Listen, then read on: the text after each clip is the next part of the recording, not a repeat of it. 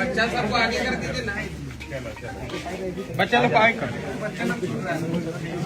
देखिए हम लोग पहुंचे हैं देवघर में और हमारे किसान भैया जो ब्लाइंड अनाथालय में हैं तो बच्चे की आंख से नहीं देख पाते हैं, उन लोग से मिलने पहुंचे हैं देवघर में। आप लोग देखिए आगे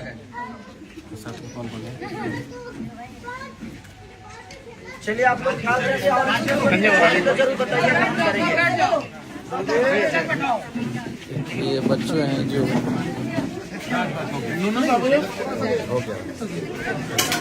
हमारे हिकमत सिंह जी पहुंचे हैं देवघर में, हम लोग पहुंच चुके हैं।